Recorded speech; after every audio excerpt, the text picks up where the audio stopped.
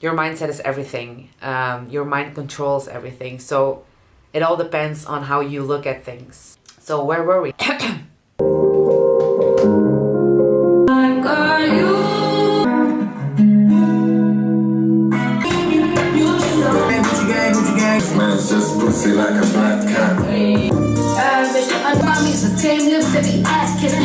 I don't even want to. Okay, doesn't matter. Welcome into my new setting. I thought I would take things to the next level. So here I am with a whole new setting with some new tips for you. Let me first talk about the previous vid I did. So I made this video about how to make a music video, where I shortly explain what I did when I did research for making a music video, and giving you a lot of tips. So if you haven't seen it, click on the link right here. Make sure you subscribe. So today we're gonna talk about how you make an aftermovie, because I got a lot of questions. People were like, how do you do this and how do you start on it and where do you begin? Well, I thought just make a video about it. I just arrive at the party and I observe. That's the main thing you gotta do. You gotta have a big eye for the details. I just film what I think is interesting. Like, you look different at things than other people, then it's already original, because nobody knows what's going on in here. That's also an important thing that I carried with me throughout the years. I know there's a lot of drugs at parties, and I'm not gonna mention particular genres because it's in every genre. We can't deny that. But my job was to avoid that in your after movie. Like, some people just don't. Bruh. Like, no shame, no game. They just put it out on the internet and without realizing what kind of promotion you're actually giving right now. So don't do that. If you see that someone's on drugs, even though it's a hilarious shot, keep it for yourself, but don't put it on the internet. But because, like, people that have to watch it, what the fuck? You need to convince them to go to the party and not to scare them away. Shots fired! The problem that I had a lot was the light situations in every location, because everywhere it's different. So bring an external light. I have LED goes.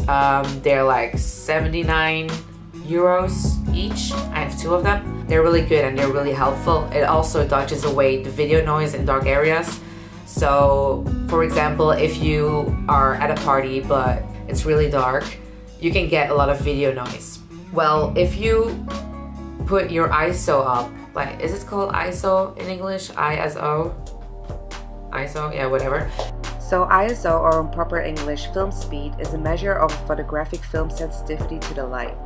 The lower the number, the less sensitive your camera is to light. Digital cameras have typically ISO settings that range between 100, which means low sensitivity, and 12,800 or higher, that means high sensitivity. If you put your ISO up to, let us say, 8,000 in a dark area, just to brighten it up, it's gonna cause a lot of video noise. You're gonna see it immediately. Maybe not on your camera, but till you watch it on your computer, you'll be shocked. An external light can cover a bit of that noise, and the rest you can do in post-production with color grading. So it's gonna save your ass, definitely. Make sure that when you edit it, that you do something crazy with the editing. Like, go with the rhythm, go with the flow, and just do whatever feels right. Another time, another superficial state of mind.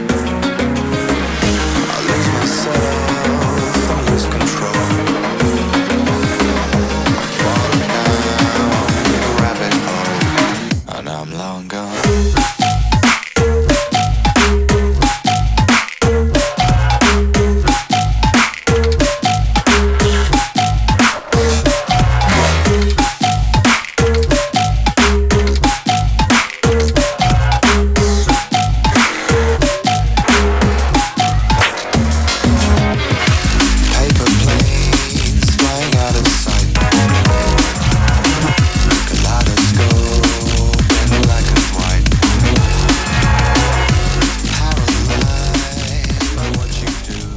Filming is not my strongest capacity, in my opinion, but editing is my fucking weapon. Like, editing is everything to me, and you can manipulate everything with editing, and that's the most amazing part of it. Creating your own style is very important in editing. I managed to create my own style in drum and bass. It's really aggressive and hard and strong. That's why I love it so much. And that's why I always use like fast cuts. Back to back, jack, stop, rip.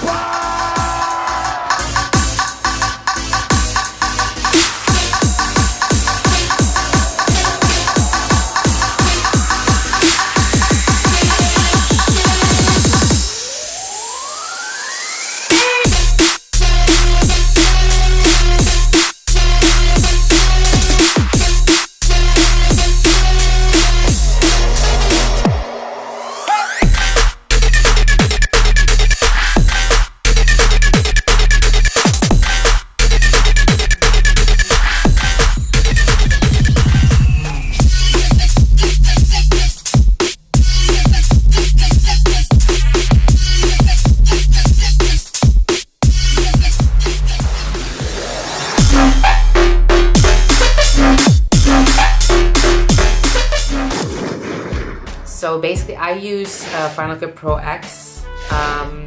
It's just because I learned to edit with Final Cut Pro.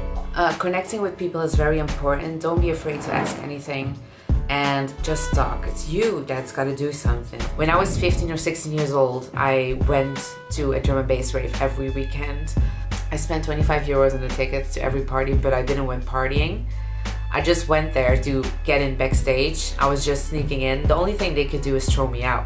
So I was like, it's worth a try. Eventually I got to know everyone. And that's when it all started. So connecting is the thing. Also make sure in the editing that you play with time. Playing with time is amazing. If you would like to time travel sometimes, try editing. So you can work with slow motion, you can work with speeds, you can reverse clips. Just try to figure out what you can do with your program and what it's capable of. You'll discover things every fucking day. Like I've been editing every day for 7 years and I still discover things in my software. It's unbelievable. So make sure also that you have a variation in your shots.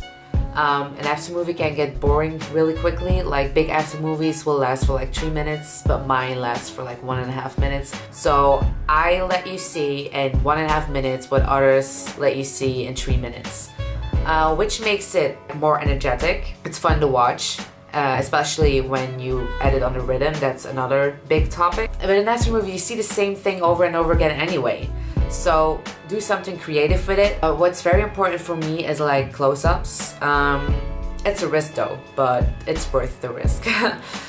Close-ups, it just creates this visual connection with these people on the video. It makes you part of the experience. And what helps me a lot as well is when I'm filming, I'm already editing in my head.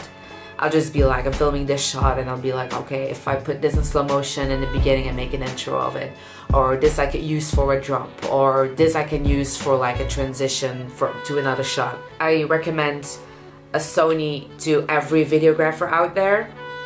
I have a Sony Alpha 6300. It's a video camera. It can shoot in 4K. 4K or Ultra HD means an incredible level of detail. It contains over 1 million pixels, which is 4 times the number of pixels on your full HD TV at home. So, hell yes, this 4K thing is amazing. Can film 120 frames per second. It's a really good camera. Like, it's HD slow motion, 120 frames per second, for the guys who don't know. So, I will give you a little bit more information to understand it more. 24 frames per second is the speed at which movies are projected usually. Filming at 120 frames per second, projected at 24 frames per second, will lead into slow motion. It looks like it's a normal speed, but extremely fluent.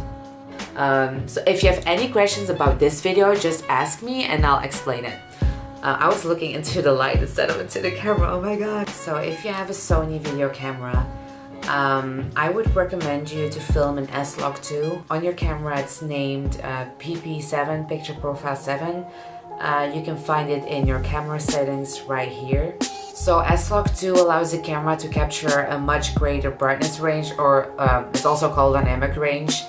And it's actually a gamma curve that is optimized of assumption that there will be grading in the post-production and the editing. So, the gamma correction defines the relationship between pixels' numerical value and its actual luminance. Because without gamma, shades captured by cameras obviously wouldn't appear as they did into our eyes. So the color grading will be a lot easier because you don't have like heavy differences in contrasts. Through editing, you can make such great things happen, and you should just keep practicing. That's the only advice I can give you, actually. Keep practicing. I'm doing this for 7 years and I'm still practicing. I just wanted to say thank you, and if you like this video, like the video, make sure you subscribe, and maybe share it if you want. EVL Media is out, bitch. Hey, look at my new setting. Look at my new setting. Oh my god. Bye, have a great time. Derpity derp derp derp derp derp derpity derp derp derp derp derp derpity derp derp derp derp derp derpity derp derp derp derp derp derp derp derp derp.